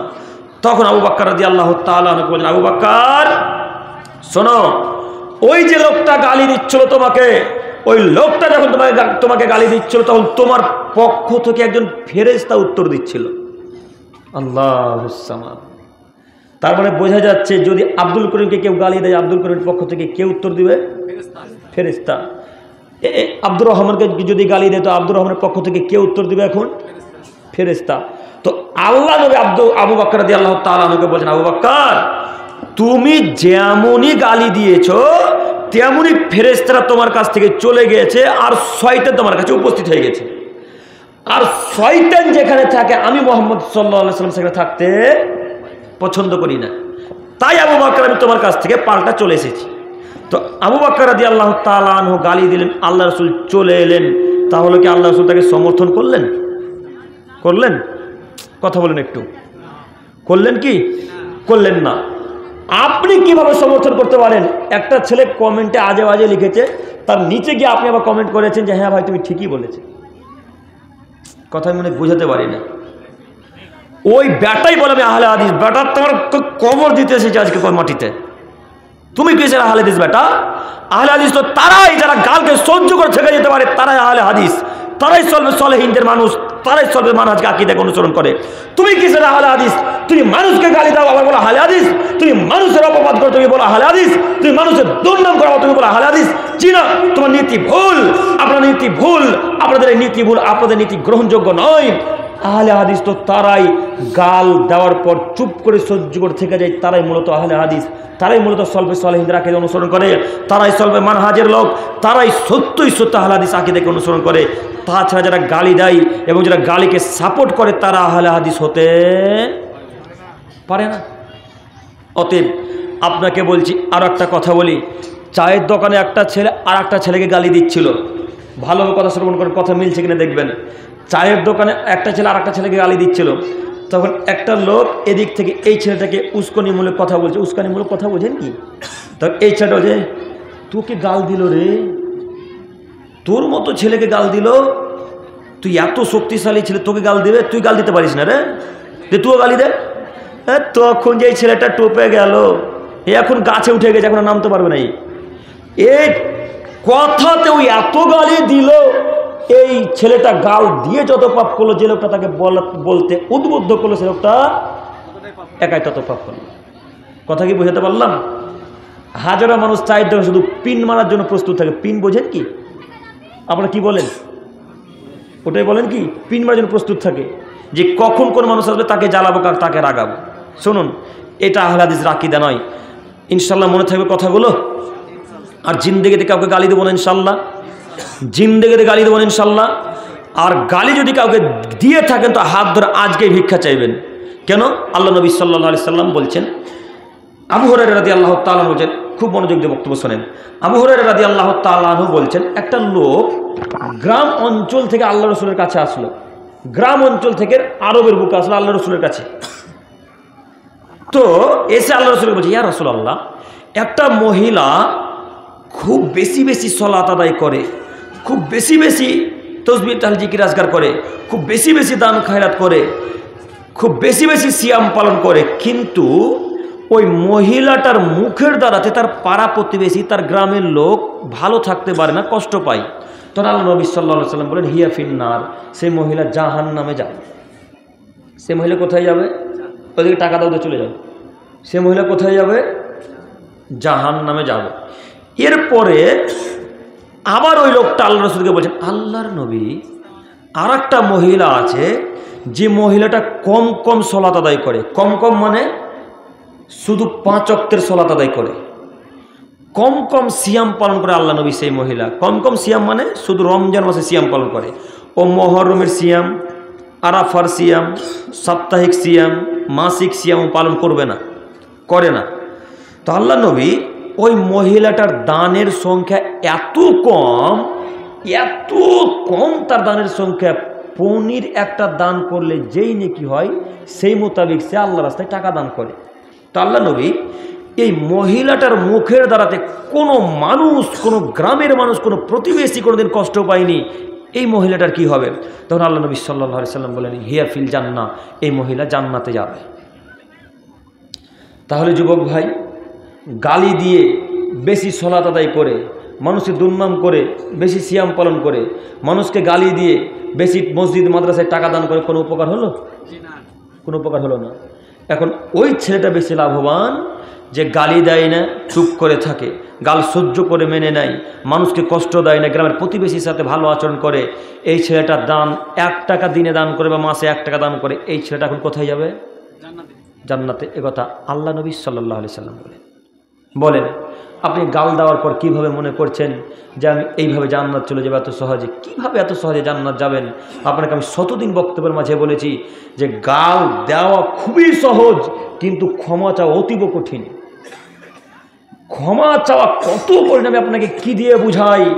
ওই ছেলেটা এখন মনে করছে যদি আমার গর্দান কেটে ফেলে দেওয়া হয় তবু সেটা কিন্তু আমি ক্ষমা চাইব না। ক্ষমা চাওয়া এতটাই কঠিন। কেন? ক্ষমা চাইতে গেলে ছোট হতে হয়, ক্ষমা চাইতে গেলে ছোট হতে হয়। কিন্তু ওর অহংকার কাজ করছে। ওকে আজাজিল বলেছে তুই ক্ষমা চাইবি? তোর মতো ছেলে ক্ষমা চাইবে না, এটা মানা যায় না। তখন ও আর ক্ষমা চাইছে না। এখন এই নিয়ে কি ওই ছেলেটাকে কিয়ামতের মাঠে দিয়ে দিতে হবে। কথা বোঝা গেছে? কথা বুঝতে পেরেছেন? সম্মানিত মুরব্বী সাহেব, আপনারা শ্রোতা, আমাদের মতো বক্তারা অনেক বক্তব্য রাখে, কিন্তু সেই অনুযায়ী আমরাও আমল করি না, আপনারাও আমল করেন না। আপনার থাকার জায়গা এখন কোথায়? কথা বলে না। জাহান্নাম। বলতে ভয় লাগছে নাকি? ভয় করছেন কেন? রাসূলের হাদিস বলতে ভয় করবেন না কোনোদিনও। একটু আমার দিকে তাকান, একটু তাকান। এইখানে বক্তা শ্রোতার জায়গাতে একটু বলে যাব, তার আগে জরুরি একটা কথা। আচ্ছা, আপনারা কখনো কোনোদিন কোনো প্রতিবেশীকে গালি দিয়েছেন? গাল দিয়েছেন, অনেক ঝগড়া করেছেন। আরে গাল তো দিয়েছেন, সামান্য প্লাস্টার করবে তার জন্য গালি দিয়েছেন। প্লাস্টার করবে, রং করবে। 2 ভাইয়ের বাড়ি পাশাপাশি, তাকান একটু, বুখারী মুসলিমের হাদিস, শুধু বাংলা বলছি, আপনাকে তার অর্থ শোনাচ্ছি। 2 ভাইয়ের বাড়ি পাশাপাশি, তো ছোট ভাইটা বাড়ি করে নিয়েছে, 1 ইঞ্চি জায়গা ছাড়েনি, 1 ইঞ্চিও ছাড়েনি। আপনাদের দিকে 3 ফুট ছাড়তে হয় নাকি? আমাদের দিকে 3 ফুট ছেড়ে বাড়ি করতে হয়। তো এই ছেলেটা বদমাস, এই 1 ইঞ্চিও জায়গা ছাড়েনি, একেবারে সেম করে তার 5-এর কি উঠে দিয়েছে। তো 2 দিন পর তার টাকা হয়েছে, এখন প্লাস্টার করবে, এখন তার ঘরটা প্লাস্টার করবে। তো প্লাস্টার করবে তার জন্য তার দাদার জায়গাতে খুঁটিটা পুঁতেছে, ভাড়া বেঁধেছে। তো এর দাদা এখন বলছে, তুই আমার জায়গাতে খুঁটি লাগিয়েছিস মানে তুলে নে, না তো মার্ডার হয়ে যাবি আজকে। আজকে কিন্তু একটা বড় ঘটনা ঘটে যাবে, তুই তুলে ফেল, আজকে তুলে ফেল। তুই জায়গা ছেড়ে বাড়ি করিস নি কেন? তুই কেন জায়গা ছাড়লি না? তোকে আমি প্লাস্টার করতে দেবো না। আচ্ছা, এখন আপনাকে বলছি, ওটা আপনার ছোট ভাই ভুল করেছে, বাদ দেন। তো আপনার জায়গাতে যদি খুঁটিটা পুঁতে রাখে তো জায়গাটা কি দখল করে নিল? করেনি। তো তাকে খুঁটিটা পুঁততে দিলেন না কেন? প্লাস্টারটা করতে দিলেন না কেন? কেন দিলেন না প্লাস্টার? বুখারী মুসলিমের হাদিস আল্লাহ নবী বলছেন, আইয়া বিজা খসবাতান ফি জিদারিহি। সাহাবায়ে কেরাম শোনো, যদি কোনো মানুষ তোমার দেওয়ালে খুঁটি লাগাতে চায়, মাইকের আওয়াজটা একটু ঠিক করুন না গো, ওই সা সা আওয়াজটা করছে কেন? একটু তাকান। আল্লাহ নবী সাল্লাল্লাহু আলাইহি সাল্লাম বলছেন যে যদি কোনো সাহাবী, কোনো মানুষ তোমার দেওয়ালের সাথে দেওয়াল লাগাতে চায়, খুঁটি লাগাতে চায়, তো তাহলে তাকে তোমরা নিষেধ করো না, তোমরা তাকে দেওয়ালের সাথে দেওয়াল লাগাতে দিও, খুঁটি লাগাতে দিও। কেন? সে তোমার দ্বীনী ভাই, সে তোমার মুসলিম ভাই, তুমি তাকে বাধা দিও না। আর আপনি আপনার নিজের ভাইকে আপনি বাধা দিচ্ছেন, তাহলে আপনার আকীদা কোথায় গিয়ে ঠেকেছে বলেন?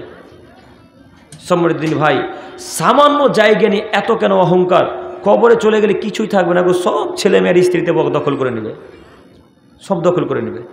অতএব আপনাকে আমি অনুরোধ করে বলছি যে প্লাস্টার করতে দিবেন, রং করতেও দিবেন, বাধা দিবেন না, আজ থেকে দিবেন ইনশাল্লাহ। ইনশাল্লাহ। কি প্রয়োজন? রং করছে করুক, সামান্য 2-3 ঘন্টা থাকবে, 3 ঘন্টা থাকবে, আবার বাসায় চলে যাবে, ঝামেলা মিটে গেল। এইটুকু ঝামেলার জন্য কত বড় বড় ঝামেলা হয় আমরা নিজের চোখে দেখা আমাদের, যেটাকে প্লাস্টার করতে দেবে না, বলে মোরল এসছে, মুন্না এসেছে, সবাই এসেছে। সম্মানিত দিনী ভাই, আপনাদের সুদী থানাতে ঘটে কিনা জানি না, তবে আপনাকে আমি অনুরোধ করে বলতে চাইছি এরকম ঘটনা যেন না ঘটে ইনশাল্লাহ। ইনশাল্লাহ আল্লাহ তুমি বুঝার তৌফিক দান করো, সকলে বলি আমিন। সম্মানিত মুরব্বী সাহেব, আপনাকে আমি আরও একটা যেটা কথা বলতে চাইছিলাম সেটা হচ্ছে এই যে রাসূলুল্লাহ সাল্লাল্লাহু আলাইহি ওয়াসাল্লাম বলেছেন, পৃথিবীর মানুষ তোমরা ততদিন জান্নাতে যেতে পারবে না যতদিন তুমি তোমার পাড়া প্রতিবেশীর সাথে ভালো আচরণ করতে না পারবে। এখন এই লোকটা যদি তাহাজ্জুদ পড়ে আর পাড়া প্রতিবেশীকে গালি দেয় তাহলে লোকটা জান্নাতে যাবে না। স্পষ্ট বুখারী মুসলিমের হাদিস, প্রমাণ আল্লাহ নবী সাল্লাল্লাহু আলাইহি ওয়াসাল্লাম বলছেন লা ইয়াদখুলুল জান্নাতা লা ইয়াদখুলুল জান্নাহ, পরের বাক্যটা মনে আসছে না তো, আল্লাহ নবী বুখারী মুসলিম আল্লাহ নবী সাল্লাল্লাহু আলাইহি ওয়াসাল্লাম বলছেন যে এই লোকটা জান্নাতে যাবে না যে লোকটা তার পাড়া প্রতিবেশীকে দুঃখ কষ্ট দেয়, যে তার পাড়া প্রতিবেশীকে গালি দেয়, সে লোকটা জান্নাতে যাবে না। বুখারী মুসলিমের হাদিস। অতএব আমি আপনাকে অনুরোধ করে বলতে চাইছি, হে আমার প্রিয় দিনী ভাই, হে আমার সম্মানিত মা ও বোন, যত বেশি ঝগড়া হয় মহিলাদের কারণে, যত বেশি ঝগড়া হয় মহিলাদের কারণে, যত বেশি ঝামেলা হয় মহিলাদের কারণে, তাই আপনাকে অনুরোধ করে বলতে চাইছি বেশি বেশি সলাত, বেশি বেশি সিয়াম, বেশি বেশি জাকাত আদায় করা, বেশি বেশি দান খায়রাত করার কোনো প্রয়োজন নেই। 5 ওয়াক্ত সলাত আদায় করেন, রমজান মাসের একবার সিয়াম পালন করেন, আর সম্ভবত টাকা যদি থাকে তাহলে দান খায়রাত করেন, আর মানুষের সাথে ভালো আচরণ করেন, জান্নাত হবেই হবে ইনশাল্লাহ, ইনশাল্লাহ। সম্মানিত মুরব্বী সাহেব, সম্মানিত যুবক ভাইয়েরা, আমি আপনার দিনী ভাই, আপনাকে অনুরোধ করছি এই নীতি যে কোনো মূল্যে গ্রহণ করে নিতে হবে। আল্লাহ যেন আমাদেরকে বোঝার তৌফিক দান করেন, সকলে বলি আমিন। সম্মানিত দিনী ভাই, তাই আপনাকে আমি বলতে চাইছিলাম যে মানুষ অনেক অনেক রকম বলবে, বাধা দিবে দাওয়াত দিলে, আর দাওয়াতি প্রথাটা, দাওয়াতি কাজটা এত কঠিন কাজ যা সবর ধৈর্য না থাকলে আপনি দাওয়াতি কাজকর্ম করতে পারবেন না, পারবেন না, ইনশাল্লাহ পারবেন না। যেমন আপনাদেরকে আমি একটা বাস্তব উদাহরণ দিয়ে বলি, আপনাদের মসজিদে আগে ইনডোর প্রোগ্রাম হতো, হয় কি ইনডোর প্রোগ্রাম মানে বুঝলেন না, সাপ্তাহিক ইজতেমা হয়, এখনো হয়, বছরে আছে। তো এরকম হাজারো মসজিদ আছে যারা প্রতি সপ্তাহে ইনডোর প্রোগ্রাম করত, মাসিক ইজতেমা করত বা সাপ্তাহিক ইজতেমা করত। তো এরা দাওয়াত দিতে দিতে দিতে দিতে মুরব্বী সাহেবরা এক পর্যায়ে এত ক্ষিপ্ত হয়েছে এদের উপরে, তোরাই একবারে মুফতি হয়ে গেলি নাকি, বক্তব্য দিতে এসেছিস। এই বক্তব্য যখন বলে দিল মুরব্বী সাহেব, তখন তারপরে সপ্তাহ থেকে দাওয়াত দেয় না। তো ধৈর্য না থাকলে দাওয়াত দেওয়া যাবে না। হাজার মানুষ গালি দিবে, ওষুধ মনে করে পানির সাথে গিলে খেয়ে নিতে হবে, তাহলে দাওয়াতি কাজকর্ম করতে পারবেন, নইলে পারবেন না, তাই না? নইলে পারবেন না আপনি দাওয়াতি কাজকর্ম করতে। অতএব আপনাকে অনুরোধ করে বলতে চাইছি যে দাওয়াতি কাজকর্ম যদি করতে চান তাহলে ধৈর্য সবর করার চেষ্টা করবেন। আল্লাহ আমাদেরকে বোঝার তৌফিক দান করুক, সকলে বলি আমিন। সম্মানিত তিনি ভাই, এরপরের হাদিস আবু হুরায়রা রাদিয়াল্লাহু তাআলা আনহু থেকে বর্ণিত, তিনি বলেন রাসূলুল্লাহ সাল্লাল্লাহু আলাইহি সাল্লাম বলেছেন, মালি আব্দুল মুমিনি ইনদি জাযাউন ইদা কাবালতু সাফিয়াহু মিন আহলিল জান্নাহ সুম্মা ইহতাসাবাহু। আদমের ছেলে মেয়ে, তোমাদের মধ্যে হতে যদি কোনো প্রিয় মানুষকে আমি আল্লাহ ছিনিয়ে নিই, একটু তাকান, বুখারী মুসলিম। আদমের ছেলে মেয়ে, তোমাদের মধ্যে যদি কোনো আমি প্রিয় মানুষকে আমি আল্লাহ তাআলা আমার কাছে ডেকে নিই, অর্থাৎ তার মৃত্যু নিয়ে নিই, সুম্মা ইহতাসাবাহু, এই অবস্থায় যদি তোমরা ধৈর্য ধারণ করতে পারো তাহলে তোমাদের জন্য জান্নাত আমি আল্লাহ তাআলা প্রস্তুত করে রেখেছি। আল্লাহু আকবার। সম্মানিত তিনি ভাই, সব থেকে প্রিয় কে আমাদের নিকটে? পিতামাতা। ভালোবাসার দিক দিয়ে স্ত্রী, পিতামাতা সব থেকে প্রিয় জিনিস। মনে করেন আপনার পিতা বা মাতার মধ্যে দুইজনের একজন মারা গেছে, আল্লাহ নবী বলছেন এই অবস্থাতে যদি কোনো মানুষ ধৈর্য ধারণ করতে পারে আল্লাহ তাআলা তাকে জান্নাত দিবেন, তার ওয়াদা করেছেন। কিন্তু বড় কঠিন একটা বিষয়, আব্বু মারা গেলে ধৈর্য ধারণ করা যায় না, মা মারা গেলে ধৈর্য ধারণ করা যায় না, খুব কঠিন একটা বিষয়। মারা গেছে, আপনি এখন কীভাবে নিজেকে কন্ট্রোল করবেন? অন্তত মনে যে ফেটে চৌচির হয়ে যাচ্ছে, তাই না? এখন কীভাবে ধৈর্য ধারণ করবেন? এই অবস্থাতে আল্লাহ নবী এমনি ওয়াদা করেননি, আল্লাহ নবী এবং আল্লাহ তাআলা এমনি ওয়াদা করেন যে তাদেরকে জান্নাত দিব, খুব বিষয়টা কঠিন তাই ওয়াদা করেছেন যে তাদেরকে আমি জান্নাত দিব। অতএব আমি আপনাদেরকে অনুরোধ করে বলতে চাইছি, হে আমার প্রিয় দিনী মা ও বোন, আপনাদেরকে বলতে চাইছি, স্বামী যদি মারা যায় তো ধৈর্য ধারণ করুন, আব্বু যদি মারা যায় তো ধৈর্য ধারণ করুন, আল্লাহ জান্নাত দিবে। তবে মহিলারা যদি এইভাবে কান্নাকাটি করে যে আব্বু এটা খেতে চেয়েছিল, আমার আব্বু মরে গেল, আমার আব্বু ওটা খেতে চেয়েছিল, আমার আব্বু মরে গেল, আমার আব্বা এটা চেয়েছিল, আমার আব্বা না খেয়ে মরে গেল, এইভাবে যে কান্নাকাটি করে না, করে কি? তো আল্লাহ নবী সাল্লাল্লাহু আলাইহি সাল্লাম বলছেন, কবরবাসীকে বেশি আযাব হয় তার পরিবারের কান্নাকাটি করার কারণে, কবরবাসীর বেশি আযাব হয় তার পরিবারের কান্নাকাটি করার কারণে। যখন তার পরিবারের ছেলেমেয়েরা বেশি কান্নাকাটি করে তখন তার কবরে আযাব হয়, যখন তার পরিবারের ছেলেমেয়েরা কান্নাকাটি করে তখন তার পরিবারে আযাব হয়। হে আমার প্রিয় দিনী মা ও বোনেরা, স্বামী মারা গেছে কান্নাকাটি করবেন না, অন্তর ফাটবে কথাই সত্য, চোখ দিয়ে পানি বেরিয়ে আসবে কথাই সত্য, তবে ওই যে কথা বলে বলে কান্নাকাটি করবেন, এটা ইসলাম মেনে নেয় না, এটা ইসলাম সমর্থন করে না। আর মুরব্বী হিসেবে আপনাকে উপদেশমূলক কথা বলে যেতে হবে পরিবারের ছেলে মেয়েদেরকে যে শোনো, আমি যদি মারা যাই তোমরা এইভাবে কান্নাকাটি করবে না, আমি যদি মারা যাই তোমরা এইভাবে কান্নাকাটি করবে না। এখন এই অবস্থাতে যে ধৈর্য ধারণ করবে আল্লাহ তাকে জান্নাত দিবেন, এর ওয়াদা করেছেন সম্মানিত দিনী ভাই। কিন্তু ওয়াদা করা কিন্তু ধৈর্য ধারণ করা খুব কঠিন, ধৈর্য ধারণ করা যায় না। যার আব্বু মরে গেছে সেই বুঝা আব্বু মরার যন্ত্রণা কত, যার আম্মু মরে গেছে সেই বুঝা আম্মু মরার যন্ত্রণা কত, যার স্ত্রী চলে গেছে এহকাল ছেড়ে পরকালে সেই বুঝে স্ত্রী মরার যন্ত্রণা কত, যার বাচ্চা ছেলে মারা গেছে তাকে জিজ্ঞাসা করুন কত কলিজার টুকরা একেবারে লাল টুকটুকে সন্তান, আব্বু আম্মু বলে দিন রাত রাখতো, এমন একটা সন্তান এহকাল ছেড়ে পরকালে পাড়িয়ে দিয়েছে। এখন এই ছেলেটার উপর ধৈর্য ধারণ করা খুবই কঠিন একটা বিষয়। এরপরেও আল্লাহ বলছেন, আদমের ছেলে মেয়ে যদি তোমরা ধৈর্য ধারণ করতে পারো আমি আল্লাহ তাআলা তোমাদেরকে জান্নাত দিব। আমি আমার দিনী ভাই ও মা বোনদেরকে এবং মুরব্বী সাহেবদেরকে অনুরোধ করে বলতে চাইছি, যদি কোনো মানুষ আত্মীয় স্বজন পরিবারের চলে যায় আল্লাহর উপর ধৈর্য ধারণ করুন, জান্নাত হবে ইনশাআল্লাহ, ইনশাআল্লাহ।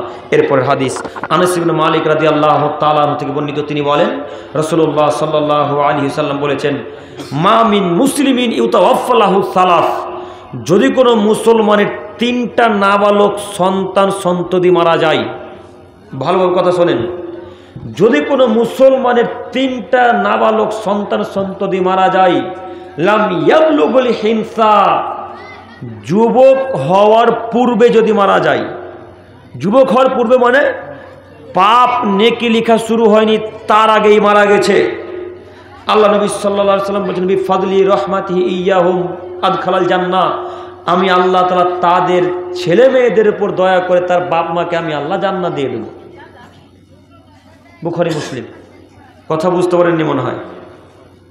যদি কোনো মানুষের 3টা ছেলে মেয়ে মারা যায় নাবালক হওয়া অবস্থায়, জ্ঞান হয়নি, নাবালক, এই অবস্থায় যদি মারা যায় তো আল্লাহ নবী বলছেন ওই ছেলে মেয়েদের উপর দয়া করে আল্লাহ তার পিতাকে আর মাতাকে এমনি জান্নাত দিয়ে দিবেন। তো এখন আপনার ছেলে মেয়ে মরে কয়টা? টোটালি তো 2টা। হ্যাঁ, মরবে কয়টার বাঁচবে কয়টা? আপনার নীতি এত খারাপ, জঙ্গিপুর হসপিটালে গিয়ে ওই বাচ্চা থলিটাকে বন্ধ করে নিয়েছেন, আর বাচ্চা হবে না। কথা ভুল হয়ে গেল মনে হয়। আপনার স্ত্রীর আপনি বলছেন 2টা ছেলে থাকবে, সুখী সংসার থাকবে, সুখী সংসার ওটা একেবারে কুসংসার হয়ে উঠেছে। ছেলে মেয়ে হয়েছে, 2 দিন পর ছেলে বড় হবে, বিবাহ করে লাত মেরে তাড়িয়ে দেবে। কার কাছে গিয়ে আশ্রয় নেবেন? কার কাছে গিয়ে আশ্রয় নেবেন? সব কিছুই লস, পরকালে জান্নাত লস, এহকালে ভালো আচরণও লস, তাই না? তো আপনি বাচ্চা থলি বন্ধ করলেন কেন? ডাক্তারের পরামর্শতে বাচ্চা থলি বন্ধ করলেন কেন? আপনার স্ত্রীর পরামর্শতে বাচ্চা থলি বন্ধ করলেন কেন? জি না, বাচ্চার থলি বন্ধ করা হারাম, বাচ্চার থলি অপারেশন করে বন্ধ করা হারাম, বাচ্চার থলি অপারেশন করে বন্ধ করা হারাম। আপনি প্রয়োজনে 5 বছর 6 বছর 7 বছর পর বাচ্চা নেন, তাতে যায় আসে না, এটা ইসলাম সমর্থন করে। প্রয়োজনে 6 বছর 7 বছর পর বাচ্চা নেন, ইসলাম সমর্থন করে। কিন্তু একেবারে কিয়ামত পর্যন্ত বন্ধ করে দেবেন এটা সম্ভব নয়, এটা ইসলাম মেনে নেয় না। কেন আপনার স্ত্রী আপনার বন্ধ করে নেন জঙ্গিপুর থেকে? কালকে আবার হসপিটালে গিয়ে বাচ্চার থলিকে কেটে পূর্বের অবস্থায় ফেরত নিয়ে আসতে হবে, নইলে জান্নাত যাওয়া খুব কঠিন হয়ে যাবে ইনশাল্লাহ। আপনার ভালো খুব সতর্ক বাণী দিয়ে বলে যাচ্ছি, স্ত্রীকে আগে কন্ট্রোলে রাখুন যে বাচ্চা থলি বন্ধ হবে না। প্রয়োজনে 10 বছর পর বাচ্চা নেন, 7 বছর পর বাচ্চা নেন, আরও হাজারো অনেক পদ্ধতি বেরিয়েছে, সেই পদ্ধতি ব্যবহার করে বাচ্চা দেরিতে নেন, এটা জায়েজ। বাচ্চা দেরিতে নেন এটা জায়েজ, কিন্তু একেবারে বন্ধ করে নেবেন এটা জায়েজ নয়। সম্মানিত মুরব্বী সাহেব, কাজে আমি আপনাকে অনুরোধ করে বলছি, বিশেষ করে আমার যুবক ভাইদের উদ্দেশ্যে বলছি, হ্যাঁ আমার যুবক ভাইরা, স্ত্রী যতই বলুক যে 2টা সন্তান নেব আর নিব না, তার কথা মানা যাবে না। মহিলাদের কথাতে যারা উঠা বসা করবে সে ধ্বংস হবেই হবে ইনশাআল্লাহ। কেন বলেন তো? মহিলাদের বুদ্ধি হাঁটুর নিচে গো, ওদের বুদ্ধি কম। ওদের কথাতে যে পরিবার চলে সেই পরিবার ধ্বংস হবেই। যত যুবক তার স্ত্রীর কথাতে চলে, তার মধ্যে 1999টা যুবকই তার মা বাপকে দেখতে পারে না, তাই না? যেই স্ত্রীর কথা শুনেছে সেই তার মাকে গালি দিয়েছে, যেই স্ত্রীর কথা শুনেছে সেই তার বাপকে গালি দিয়ে বাড়ি থেকে তাড়িয়ে দিয়েছে। আর আল্লাহ নবী বলছেন, যেই দেশে মহিলা নেতৃত্ব দিবে, যেই পরিবারে মহিলা নেতৃত্ব দিবে, সেই পরিবারে আল্লাহর গজব নাজিল হবে, সেই পরিবারে আল্লাহর গজব নাজিল হবে, সেই পরিবারে আল্লাহর গজব নাজিল হবে। আপনি আশ্চর্য পরিবার, আপনার মেয়েই, আপনার স্ত্রীর হাতে টাকা, স্ত্রীর হাতে ঘরের চাবি, স্ত্রী হাতে সব কিছু। রহিমা 1 কেজি ডাল লাগবে, 100 টাকা দাও, তাহলে তো ওখানে আছে না। অথচ নীতি কেমন হওয়া উচিত ছিল? আপনাকে আপনার স্ত্রী বলতে হবে, গো এই জিনিসটা প্রয়োজন, 100 টাকা লাগবে, তখন আপনাকে বলতে হতো ওইখানে 100 টাকা নিয়ে নে। একেবারে উল্টা, একেবারে পদ্ধতি উল্টা। এই জন্য তো আপনার স্ত্রী আপনাকে পায়ের তলে রেখেছে, আর আপনার স্ত্রী আপনার মাথার উপরে বসে আছে, তাই না? এই জন্য মহিলারা মাথার উপর বসে আছে, পায়ের তলে আপনাকে রেখেছে। সব টাকা কোনোদিন স্ত্রীর হাতে তুলে দিবেন না। মা ভিন্ন হয়ে গেছে, মাকে 2000-3000 মাসে দেন, সপ্তাহে দেন, 2 সপ্তাহে 1 দিন দেন, 2000-3000, তবে স্ত্রীকে দেখে দিবেন না। ও যতই বলুক যে আমি তোমার মাকে ভালোবাসি, জিন্দেগিতে টাকা যদি দেখতে দেখে নেয়, তাহলে আপনাকে সারা রাত আর ভালোবাসবে না। দেখেন, একদিন দিয়ে দেখেন, মনে হচ্ছে যেন আপনাকে কেটে ফেলে দেবে একদম। তুমি টাকা তোমার মাকে দিলা মানে? টাকা তো আমাদের, তোমার মা কীভাবে টাকা পাবে? কথা বুঝেননি? টাকা তো আমাদের, তোমার মা কেন টাকা পাবে? একদিন মুখের চোখের সামনে টাকা দিয়ে দেখেন, মুখ একবারে বাংলার 5 হয়ে যাবে, আর দেখতে পারবে না, তার দিকে তাকাতে পারবে না। এটা হলো মহিলা। ওদের অন্তর অতীব ছোট, অন্তর অতীব ছোট তাদের, তারা এই ব্যবহার দেখতে পারে না। আম্মুকে লুকিয়ে লুকিয়ে টাকা দিবেন, এটাই ঠিক। আম্মুকে লুকিয়ে লুকিয়ে টাকা দিবেন, এটাই ঠিক। আর একটা কথা, যে ছেলেগুলো কেরাতে কাজ করছো, তোমাদেরকে বলছি, সব টাকা স্ত্রীর ব্যাংকে পাঠাচ্ছ কেন গো? হ্যাঁ, সব টাকা স্ত্রীর ব্যাংকে কেন পাঠাচ্ছ? আর যত মহিলা, যত মানুষ টাকা তুলতে যাচ্ছে ব্যাংকে, সবই মহিলা মানুষ। দেখেন, গিয়ে খোঁজ নিয়ে দেখেন, সব মহিলা মানুষ। এরা হায়া, শরম, লজ্জা, বিদ্যা সব বিক্রি করে খেয়েছে। বাড়িতে তোমার আব্বার ব্যাংকে পাঠাও। সব টাকা যদি স্ত্রীর অ্যাকাউন্টে রাখো, 10 বছর পর যখন 10 লাখ টাকা জমবে, তোমার মুখে লাথি মেরে পালিয়ে যাবে, আর তোমাকে প্রাধান্য দিবে না। তুমি দেখো, বাংলাদেশের একটা একবারে তাজা খবর, কুয়েতে কাজ করে ওর স্বামী। কোথায় কাজ করে? কুয়েতে কাজ করে। যত টাকা হয় স্ত্রীর অ্যাকাউন্টে আসে, যত টাকা হয় স্ত্রীর অ্যাকাউন্টে আসে, সব স্ত্রীর অ্যাকাউন্টে টাকা পাঠায়। টাকা এদিকে জমে জমে জমে জমে কয়েক কোটি টাকা হয়েছে। বাড়ি এসে দেখছে সব টাকা তার স্ত্রী নিয়ে পালিয়ে গেছে, বাড়িতেই নেই এখনো। এখন কি করবেন? স্ত্রীর উপরে এত ভরসা করা উচিত নয়। ভরসা করতে হবে, কিন্তু সব টাকা তার হাতে তুলে দেবেন, এটা ঠিক নয়। আজকে আব্দুল করিমকে গাল দিয়ে থাকবেন আপনার স্ত্রীরা, কি যে বলতে এসেছে, সব ভাঙিয়ে চলে গেল রে। আমি আপনাকে ভাঙাতে আসিনি, আমি আপনাকে সঠিক পদ্ধতির কথা বলছি। স্ত্রীর হাতে টাকা দেবেন, আম্মার হাতেও টাকা দেবেন, নিজের কাছে টাকা রাখবেন। স্ত্রীর কাছে টাকা চেয়ে আর নিজেকে ছোট করবেন না কোনোদিন। মনে থাকবে কি ইনশাল্লাহ? স্ত্রীর কাছে টাকা চাইবেন যে 500 টাকা দাও, তোমার কাছে নেই, এইভাবে নিজেই ছোট হবেন না কোনোদিন। আল্লাহ আমাদেরকে বোঝার তৌফিক দান করুক, সকলে বলি আমিন। সময় অতীব বেশি হয়ে গেছে, আর সময় লং করতে চাইছি না। সভাপতি সাহেব প্রথমে একটা কথা বলেছিলেন যে ওই গেটের সামনে ছবি দেওয়া আছে, এই বিষয়ে কিছু বলেন। সেটা আমি বুঝে গেছি কি বলতে চাইছে। এইভাবে ছবি কেটে দিবেন না, এভাবে দেওয়া উচিত নয়। ছবি মূর্তি হচ্ছে শিরকের উৎস, ঠিক আছে? এইভাবে পরবর্তী দিবেন ইনশাল্লাহ। ইনশাল্লাহ আপনারা আমাদের ফটো দিয়ে দিচ্ছেন, তখন আমাদের দোষ দিচ্ছে। ওই যে দেখেন, আমরাও বক্তা হিসেবে থাকছি, মাদানিরাও থাকছে, সালাফিরাও থাকছে, মাক্কিরাও থাকছে। তো আপনাদের মতো সভাপতি সাহেবেরা, আপনাদের মতো গ্রামের মানুষরা যারা দায়িত্ব নিয়েছে, তারা আমাদের নামকে উপরে দিয়ে দিচ্ছেন আর মাক্কিদের নাম নিচে দিয়ে দিচ্ছেন। তো আমরা দোষী না আপনারা দোষী? কথা বলেন একটু। মাদানিদের নাম নিচে বসিয়ে দিয়েছেন আর আমাদের নাম উপরে দিয়ে দিচ্ছেন, তো আমরা দোষী না আপনারা দোষী? আজ পর্যন্ত এতদিন থেকে জালসা করছি, এমন কোন মায়ের বেটা প্রমাণ করতে পারবে যে আব্দুল করিম বলেছে আমাকে প্রধান বক্তা করো বা আমার নামটা উপরে থাকবে? কেউ বলতে পারবেন? আপনারা কে ফোন করেছিলেন আমাকে গো? কে ফোন করেছিলেন? কমিটি থেকে ফোন করে? আপনি না? তো আমি বলেছিলাম আমাকে প্রধান বক্তা করেন? বলেনি। আমি বলছি আপনাকে, তাই আমি কোনোদিনও কাউকে বলি যে আমাকে প্রধান বক্তা করতে নিলে যাবো না। এ বাক্য জিন্দিগিতে বলি ইনশাআল্লাহ বলবো না। প্রধান বক্তা মানে যখনই যাবো ওই কথাই তো বলবো। বল বুঝেননি?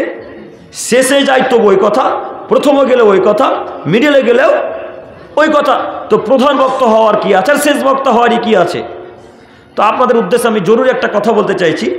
যখন মাদানী সাহেবরা থাকবেন, মাক্কি সাহেবরা থাকবেন, সালাফি সাহেবরা থাকবেন, বড় বড় আলেমেরা থাকবেন, তখন তাদের নাম উপরে দিবেন।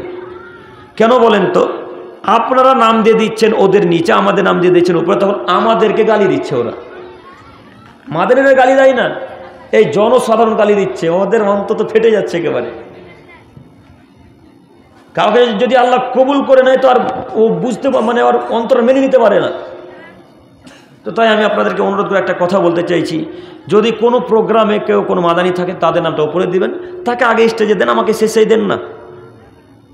আপনারা হয়তো ভাবছেন প্রধান বক্তাকে শেষে দেবো, তো মাদানী সাহেবের নাম প্রধানে রাখেন, মাদানী সাহেবকে আগে স্টেজে তুলে দেন, তারপর আমাদেরকে দেন। আর এটাও যে সত্য, আমাদেরকে আগে তুলে দিলে শ্রোতারা থাকে না, যে চলে যাচ্ছে। যে আমি কত প্রমাণ দেব আপনাকে যে আমাকে যেই জায়গাতে প্রথমে তুলে দিয়েছে আমি বক্তব্য দিয়ে নামতে নামতে সব শ্রোতা গায়েব। এখন কি করবেন? এই নীতিতেও ছেলে মানে কমিটির লোকেরা বলছে ওকে আগে তুলে দিলে কিন্তু আর শ্রোতা পাওয়া যাবে না, তাই চলে যাচ্ছে। এটাই হচ্ছে সবথেকে বড় প্রবলেম। তো যাই হোক, মাদানী সাহেবরা বড় আলেম, ওদেরকে সম্মান করবেন, শ্রদ্ধা করবেন, ওদেরকে মান মর্যাদা দিবেন। ওরা খুব দামি মানুষ, খুব বড় মানুষ ওরা। তাই আমাদেরকে গালি দিয়েন না ভাইরা। আমরা কোনোদিনও বলি না যে আমাদেরকে প্রধানে রাখেন বা মাদানীদেরকে নিচেদের রাখেন, কোনোদিনই বাক্য বলিনি। অতএব এই ভুল ভ্রান্ত যেন আমাদের অন্তর থেকে সরে যায়। আল্লাহ তুমি তার তৌফিক দান করো, সকলে বলি আমিন। পরিশেষে দোয়া করি, হে প্রভু দয়াময়, তুমি আমাদের সকলকে এই যতক্ষণ পর্যন্ত আমরা আলোচনা শুনলাম সে মোতাবেক আমাদের সকলকে আমল করার তৌফিক দান করো, সকলে বলি আমিন।